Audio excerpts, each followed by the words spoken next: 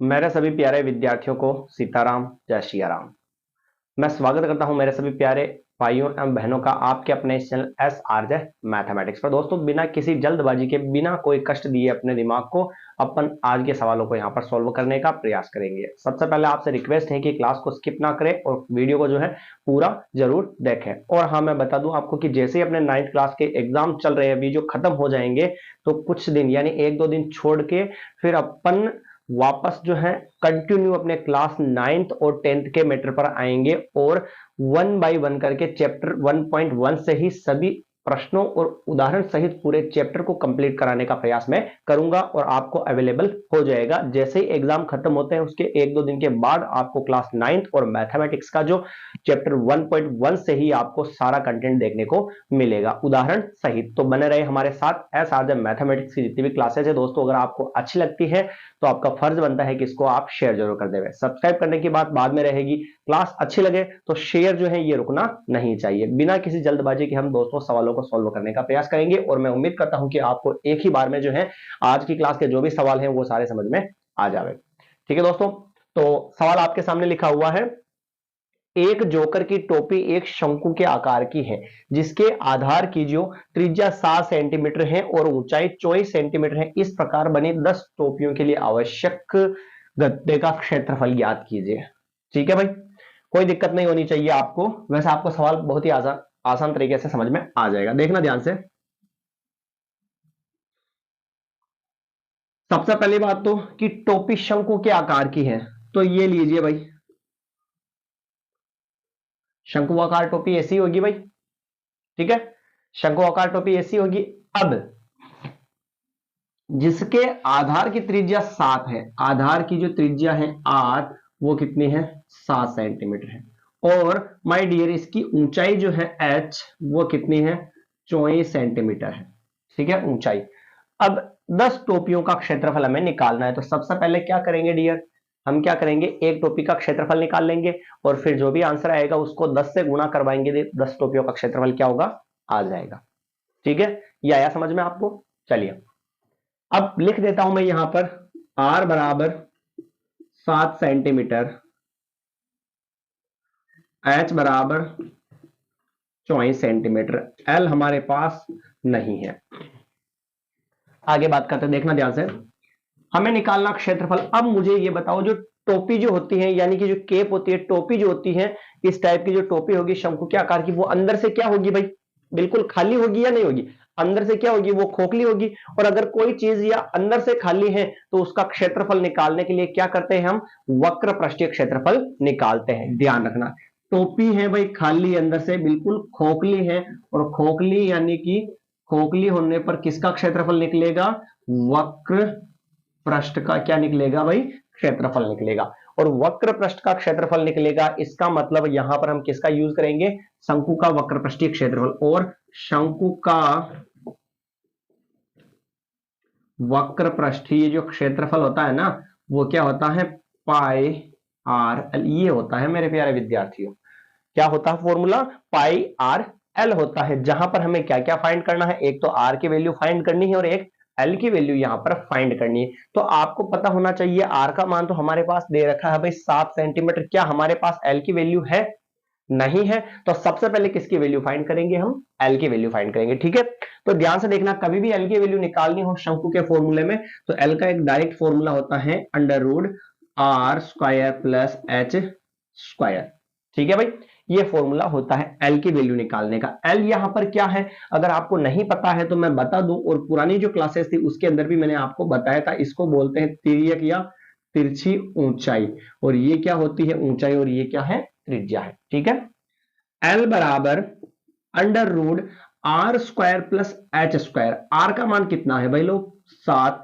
और स्क्वायर का ये स्क्वायर, फिर प्लस एच का स्क्वायर, एच का मान कितना है? 24। और ये 24 का स्क्वायर। 7 का स्क्वायर यानी 7 को कितनी बार लिख दूं इंटू में समझने के लिए? 2 बार लिख दूं। फिर प्लस का क्या कर दूं? प्लस 24 की घात 2 है तो 24 को कितनी बार लिख दूं? 2 बार लिख दूं। आयो भाई समझ में सवाल? चलो, एल बराबर अंडर रूट 7 इंटू 7 49, फिर प्लस 24 इंटू 24 क्या होता है? 576। क्या हम इसको घात जो 2 है ना, आप मुझे पता है कि समझदार हो डायरेक्ट कर सकते हो, पर बहुत सारे मेरे ऐसे प्यारे भाई और बहन हैं जिनको जल्दबाजी के अंदर पता नहीं रहता और वो क्या करता है 24 इंटू 2 48 कर देता है और 7 इंटू 2 कितना कर देता है 14 कर देता है। तो मैंने इसलिए इसको समझने के लिए घात 2 थी, इसको कितनी बार लिख दिया 2 बार लिख दिया। आगे बात करें तो एल बराबर अंडर रूट, दोनों को जोड़ देंगे तो क्या आएगा 625 आ जाएगा। कितना आया भाई 625 जो है यहां पर एल का मान आया। अब जो रूट के अंदर चल रहा है इसको रूट के अंदर से बाहर भी तो निकालने का प्रयास करना पड़ेगा। अगर बाहर निकलती है संख्या तो उसको हम बाहर निकालने का प्रयास जरूर करेंगे। तो यहां पर क्या करेंगे हम 625 के क्या निकाल लेते हैं अभाज्य गुणनखंड। हाँ मेरे प्यारे भाइयों बहनों, अगर आपको जो है अगर गुणनखंड निकालना नहीं आता है तो पुरानी क्लासेस जाकर देखें, कुछ शॉर्ट्स मैंने डाल रखे हैं जिसके अंदर अभाज्य गुणनखंड निकालने का तरीका जो मैंने स्टार्टिंग से थोड़ा सा आपको सिखाने का प्रयास किया है, तो वो काफी हेल्पफुल करेगा। और अगर आता है तो बहुत ही अच्छी बात है, गुड है ये, क्योंकि आपको आना ही चाहिए। 9th के स्टूडेंट को अगर अभाज्य गुणनखंड नहीं आएगा तो क्या आएगा भाई, ठीक है। 625 के अंदर 5 का भाग 125 बार, फिर 5 का भाग 25 बार, फिर 5 का भाग 5 बार, फिर 5 का भाग ये 1 बार, यानी 4 बार गया भाई। तो लिखेंगे कैसे, इसको ध्यान से देखना।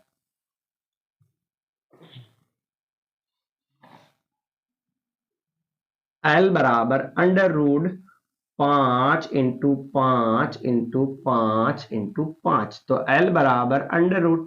अब क्या होगा, इस रूट से वर्गमूल से संख्या को बाहर निकालने के लिए हम कितने कितने के जोड़े बनाते हैं भाई, दो दो संख्याओं के जोड़े बनाते हैं और वो भी सेम होनी चाहिए। तो ये देखो सेम है भाई और ये भी सेम है, तो इससे 1 5 बाहर और फिर इंटू, और इससे भी क्या होगा 1 5 बाहर और अंडर रूट हट जाएगा, तो 5 इंटू 5 कितना हो गया 25। और सवाल किस में चल रहा था प्यारो, सेंटीमीटर में, यानी कि ये क्या हो गया 25 सेंटीमीटर यहां पर क्या आ चुकी है तिर्यक ऊंचाई या तिरछी लंबाई आ चुकी है। ठीक है भाई। अभी हालांकि हमारे पास आंसर नहीं आई, एल का मान आया। अब हमें क्या निकालना है, 10 टोपियों के लिए आवश्यक गत्ता निकालना है। तो 10 टोपियों के लिए सबसे पहले एक टोपी का क्षेत्रफल भी तो फाइंड करो भाई। डायरेक्टली छत पर थोड़ा चल सकते हो, पहले पहली सीढ़ी दूसरी तीसरी चौथी ऐसे ही पता करेंगे। सबसे पहले एक टोपी का क्षेत्रफल निकालेंगे, ध्यान से देखना।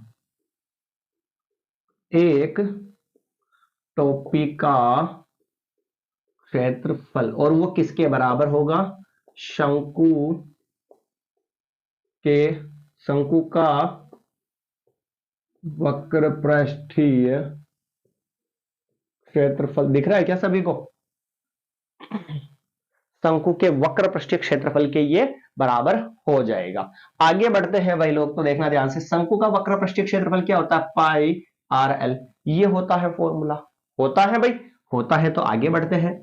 पाई का मान वाई से बटेगा 7, फिर इंटू आर, त्रिज्या कितनी है भाई 7 है, तो ये लिख दिया 7, फिर बीच में कुछ नहीं इंटू, और एल, एल कितना है, एल अभी आया हमारे पास कितना है भाई, ये 25 है। 7 से 7 कट गया, गुना करवा लेते हैं। 25 इंटू 2 50 का जीरो हासिल के 5, ये हो गया 550। और जो क्षेत्रफल आता है, हमने अभी क्षेत्रफल निकाला, तो क्षेत्रफल के अंदर जो है जो भी सेंटीमीटर या मीटर चल रहा होता है उसकी पावर कितनी आ जाती है भाई 2 आ जाती है। ये भी एक टोपी का क्षेत्रफल आया और हमें कितनी टोपियों का क्षेत्रफल फाइंड करना था, 10 टोपियों का भाई। तो यहां पर थोड़ा सा मैं इस सवाल को क्या करूं, मिटाना चाहूंगा, ना चाहते हुए भी इस सवाल को हमें यहां से मिटाना पड़ेगा। चलिए भाई आगे बढ़े। तो यहां लिखूंगा मैं 10 टोपियों का क्षेत्रफल बराबर 10 इंटू 550 सेंटीमीटर स्क्वायर। 10 से गुणा करवाया तो 5500 सेंटीमीटर स्क्वायर। ये आ चुका है 10 टोपियों के लिए आवश्यक गत्ते का क्षेत्रफल। तो इसमें किसी को दिक्कत है क्या मेरे प्यारे भाइयों, मैंने आपको अच्छे से समझाने का प्रयास किया है और एक बार इसको वापस रिवाइज कर लेते हैं। फिर आपको कहीं भी कोई दिक्कत है तो आपसे रिक्वेस्ट है कि एक बार इस क्लास को पूरी वापस देख ले, क्योंकि कहीं ना कहीं जो है 2 मिनट है ना, कहीं ना कहीं जो है हम गलती कर बैठते हैं, क्योंकि हम पढ़ते तो हैं पर पढ़ते नहीं है, पढ़ते तो है पर पढ़ते नहीं है। क्यों, क्योंकि हमारा ध्यान तो होता है इधर, वो वाला ध्यान नहीं, केवल नजरें होती है इधर, पर हमारा ध्यान जो है कहीं और चला जाता है कि वहां पर वो चल रहा है, वहां पर वो चल रहा है, या फिर हम बैठे बैठे क्या करने लगते हैं ऐसे, या बैठे बैठे पेन पकड़ रखा है ऐसे ही डिजाइन बनाते चलते हैं, तो हमारा ध्यान कहीं और चला जाता है और नजरें इधर रहती है। तो ठीक है, कुल मिलाकर यह है कि अपना ध्यान को, अपने जो माइंड को है इधर फोकस करना है। चलिए एक बार वापस समझते हैं सवाल को।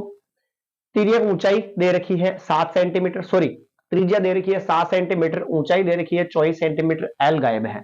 एल कैसे पता चला सर? वक्र निकालना है। वक्र क्यों निकालना है? क्योंकि टोपी अंदर से खोखली होती है और खोखला होने पर क्या आएगा? वक्रपृष्ठीय क्षेत्रफल आएगा। तो लीजिए सर, वक्रपृष्ठीय क्षेत्रफल का फॉर्मूला पाई आर एल था, जहां पर आर एल की जरूरत थी। एल का मान नहीं था तो सबसे पहले एल बराबर under root R square plus H square लगाया। आर का मान 7 है प्लस एच का मान 24 है। स्क्वायर है मतलब घात 2 है तो इसको 2 बार लिखा, प्लस प्लस इसकी घात 2 तो इसको 2 बार लिखा, गुणा करवाया और इनको भी गुणा करवाया, दोनों को जोड़ दिया तो 625 के फैक्टर निकाल लिया इधर से और इधर लिख दिया मैंने। दो दो के युग्म बनाकर एक एक बाहर निकाल लिया, अंडर रूट को हटा दिया। मामला यहां तक आया समझ में? ठीक है भाई, चलिए फिर एक टोपी का जो क्षेत्रफल निकाला अपन ने तो वो शंकु के वक्रपृष्ठीय क्षेत्रफल के बराबर होगा। फॉर्मूला पाई आर एल है, पाई का मान 22/7 इंटू आर का मान 7 है इंटू 25, 7 से 7 कट गया, 22 इंटू 25 को गुणा करवाया 550 हो गया। 550 एक टोपी का क्षेत्रफल था, तो फिर 10 टोपियों का निकालने के लिए क्या करेंगे? जो भी आंसर आया उसको 10 से गुणा करवा लो, ये आ गया 5500 सेंटीमीटर स्क्वायर। ये 10 टोपियों का क्या हो चुका है? क्षेत्रफल हो चुका है। ठीक है दोस्तों, क्लास अगर अच्छी लगी और सवाल आपको समझ में आया तो फिर तो शेयर करना बनता ही है। ठीक है, चलिए अगले सेकंड वाले सवाल की हम बात करते हैं। बिना किसी छेड़छाड़ के, बिना किसी दिमाग की परेशानी के अपन आसानी तरीके से अपन सॉल्व कर लेंगे सवालों को, पर थोड़ा सा हमें भी ध्यान रखना पड़ता है, क्योंकि भाई पढ़ाने वाला कितना ही अच्छा क्यों ना हो, अगर आप अपना ध्यान जो है नहीं देंगे तो फिर पढ़ाने वाला कुछ भी नहीं समझा सकता। सबसे पहले फर्ज बनता है कि आप अपने ध्यान को केंद्रित रखें और फिर पढ़ाने वाले या समझाने वाले पर दोष दे या उसके गुण या अवगुण की चर्चा करें। क्योंकि अगर हम ध्यान देंगे तो फिर हमें पता चलेगा कि सवाल समझ में आ रहा है या नहीं। हम ध्यान नहीं देंगे तो कोई भी नहीं पढ़ा सकता। ठीक है ना?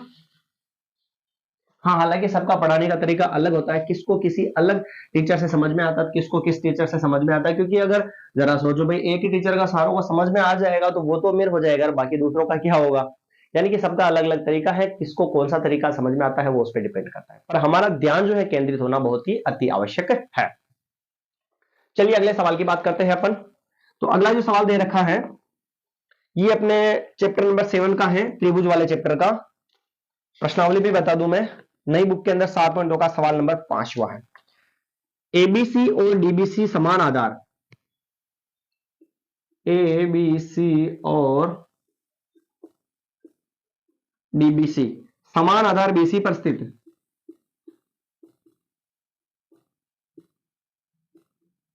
आधार बीसी पर स्थित दो समद्विबाहु त्रिभुज हैं, दो समद्विबाहु त्रिभुज हैं, दो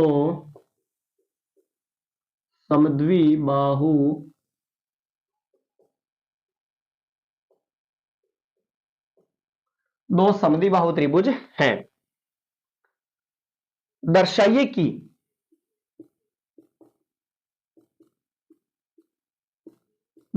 कि एंगल ए बी डी बराबर एंगल ए सी डी है। ये रहा भाई।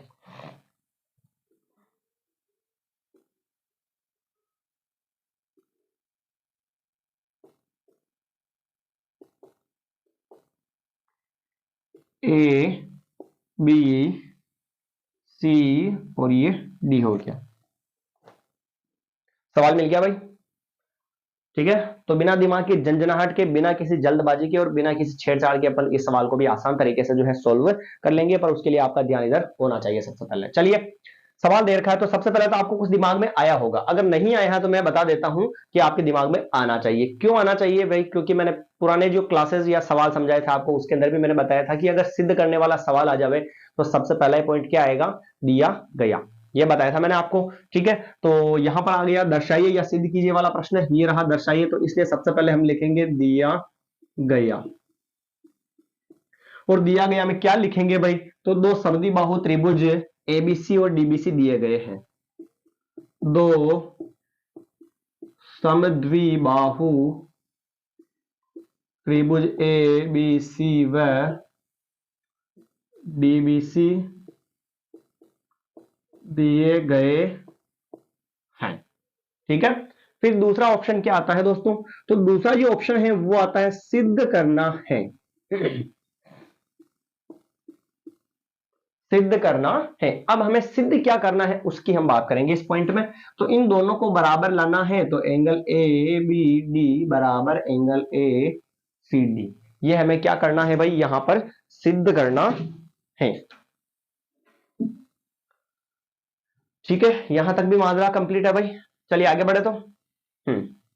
अब यहां पर जो है तीसरा ऑप्शन आता है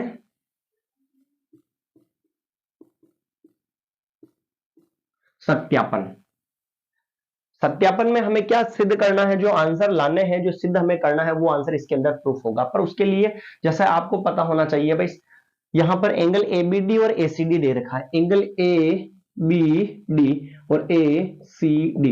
आप क्या करोगे जल्दबाजी में कि इस त्रिभुज को अलग निकालोगे, इस त्रिभुज को अलग निकालोगे, दोनों त्रिभुजों को सर्वांग सिद्ध कर दोगे तो सर अपना आंसर आ जाएगा जैसे। पर नहीं आएगा भाई, क्योंकि किताब वाले ने या प्रश्न बनाने वाले ने या एग्जामिनर ने जो आपको कंफ्यूज किया है, यानी कि इधर से रचना दे दी, हमें किधर से करनी पड़ेगी रचना, यहां से करनी पड़ेगी ऐसे।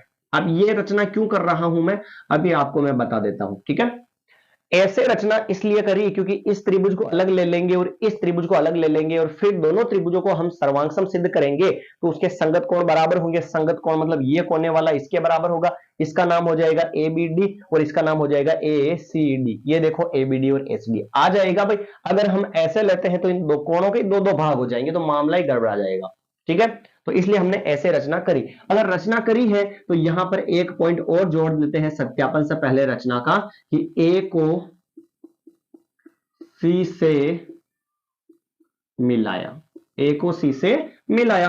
फिर अगला ऑप्शन लिख देते हैं सत्यापन। कोई तकलीफ थोड़े क्या भाई, एक पॉइंट में तो कोई टेंशन वाली बात है ही नहीं ना। ठीक है, चलिए आगे बढ़ते हैं। फिर अब त्रिभुज ले रहे हम ए बी डी और इधर वाला त्रिभुज ले रहे ए सी डी। और समझने के लिए प्यारों इन दोनों त्रिभुजों को मैं यहां पर आपके लिए अलग बना देता हूं। ए, ये इधर डी, ये डी, इधर है बी, इधर है सी, ये एक निशान, ये एक निशान, ये दो और ये दो हो गया भाई। आया समझ में यहां तक? तो शायद कुछ ज्यादा ही उजाला हो चुका है तो इसको थोड़ा सा हम कम कर देते हैं। हो गया भाई कम? ये लीजिए, हाँ जी। और तीसरा कारण क्या होगा, तो देखो ये भुजा एडी और ये भी भुजा एडी दोनों में आ रही है, तो तीन निशान वाली किसके बराबर हो जाएगी, 3 के बराबर हो जाएगी। लिखना कैसा है तो मैं बता दूं आपको, त्रिभुज ए बी डी व त्रिभुज ए सी डी से दो त्रिभुज लिए। पहला मुझे ये बताओ ए बी बराबर किसके होगा, ए सी के बराबर होगा या नहीं होगा भाई, ए बी बराबर ए सी। और भी हम यहां पर, ये कुछ ज्यादा ही हो रहा भाई आज तो, यहां पर जो है ना हम दिया गया में दो चीजें और भी लिख सकते थे, यहां पर भूल गए दिया गया में कि ए बी बराबर ए सी है और बी डी बराबर क्या है, सी डी है, क्योंकि निशान दे रखा चित्र के अंदर ही दे रखा, ये है ना चित्र के अंदर ही ऐसी चीज हमें पहले दे रखी है। ये भी रुकने का नाम नहीं ले रहा, ये ले। ठीक है, चलिए तो समझ में आया। ये भी दिया गया में हम लिख सकते थे, नहीं लिखा तो भी कोई दिक्कत वाली बात नहीं है, हम यहां पर ऐड कर देंगे। यहां पर दिया गया है, इसके बाद में यहां पर आप लिख देना, जिसमें ए बी बराबर ए सी और बी डी बराबर क्या लिख देना, डी सी। कोई दिक्कत नहीं है बस। ठीक है, अब आगे बढ़ते हैं हम। ए बी बराबर ए सी क्या कारण है, दिया गया, प्रश्न के अंदर दिया गया है, इस कारण से ये बराबर है। कितने कारण ढूंढने पड़ते हैं त्रिभुज को सर्वांग सिद्ध करने के लिए, तो मेरे प्यारे विद्यार्थियों मैं बता दूं आपको 3 कारण ढूंढने पड़ते हैं। सर हमें कैसे पता चलेगा, अगर आपने नहीं पढ़ा है तो पता नहीं चलेगा, वरना पता होना चाहिए आपको। R H S, S S S, S A S और क्या था ए, ऐसे कुछ ऐसे ही नियम था, सब में 3-3 पॉइंट है भाई, यानी 3 कारण तो आपको ढूंढने ही है। ठीक है, दूसरा कारण जो है देखो, एडी बराबर क्या है भाई, एडी, दोनों में एडी है या नहीं है, तो ये ऑब्वियसली बराबर होगी भाई। ठीक है, तो एडी बराबर ए डी, और दोनों अगर सेम हो तो उसको बोलते हैं उभयनिष्ठ, और ये भुजा है इसलिए हम बोलेंगे इसको उभयनिष्ठ भुजा।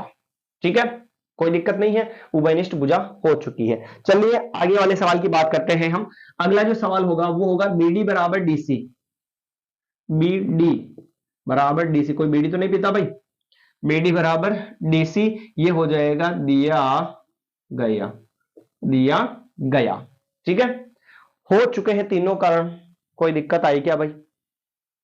नहीं आई इसके अंदर। तीनों ही कारण हो चुके हैं, तीनों ही कारण मिल जाते हैं तो हम लिखते हैं त्रिभुज जो हमने लिए स्टार्टिंग में ए बी डी, सर्वांग सम त्रिभुज ए सी डी। ये भी भुजा है, ये भी भुजा है और ये भी भुजा है, तीनों ही भुजा है, मतलब नियम लगेगा एस एस एस एस नियम, तीनों एस एस नियम। और अगर कोई दो त्रिभुज आपस में सर्वांगसम हो तो उसके संगत कोण जो है बराबर होते हैं, यानी कि इधर वाला कोण इसके बराबर होगा। तो इसको घुमा के कैसे लिखेंगे? एंगल एबीडी, और इसको लिखेंगे एंगल एसीडी। और यही तो हमें लाना था भाई, यानी कि एंगल ए बी डी बराबर एंगल ए सी डी। और कारण क्या होगा? सीपीसीटी लिख सकते हैं हम इसको, सीपीसीटी लिख सकते हो कैसे? इसको बोलते हैं सर्वांगसम त्रिभुज के संगत कोण जो है आपस में क्या होंगे? बराबर होंगे। तो कोई दिक्कत है क्या भाई? दो सवाल हमने आज की क्लास में सीखे हैं और थोड़े बड़े से भी थे, पर उम्मीद करता हूं कि आपको अगर थोड़ा सा भी आपने माइंड को फोकस रखा यहाँ पर तो आपको ये सवाल जो है दोनों अच्छे से समझ में आ चुके होंगे। कोई जल्दबाजी नहीं की अपन ने, बड़े ही आराम तरीके से अपन ने इसको सोल्व किया है। और अगर दोस्तों क्लास अच्छी लग गई है आपको या समझ में आ गए सवाल तो इस क्लास को शेयर कर दीजिए। फिर मिलते हैं अगली नई क्लास के अंदर, तब तक के लिए धन्यवाद, जय हिंद और सभी मेरे प्यारे विद्यार्थियों को सीताराम। पर हाँ, अगर अच्छी लगी हो तो शेयर और सब्सक्राइब करना ना भूले, सब्सक्राइब भी छोड़ो भाई, शेयर करना ना भूले। ठीक है, क्योंकि देखना मायने रखता है। हाँ, आपको अच्छे से समझ में आना चाहिए तो आपका शेयर जरूर बनता है। और हाँ, जैसे ही मैं बता दूं आपको कि अपने जैसे ही 9th के एग्जाम कंप्लीट हो जाते हैं फिर कुछ एक दो दिन का गैप देंगे, एक दो दिन को छोड़कर हम वापस शुरू से ही अपने 9th और 10th के कंटिन्यू उदाहरण सहित चैप्टर 1.1 से ही स्टार्ट करेंगे और सारे प्रश्न आपको मैं समझाने का प्रयास करूंगा और सब आपको पढ़ने के लिए मिलेगा। ठीक है दोस्तों, तो जुड़े रहे हमारे साथ। ऐसा मैथमेटिक्स को भूले नहीं। मिलते हैं नई क्लास के अंदर। धन्यवाद।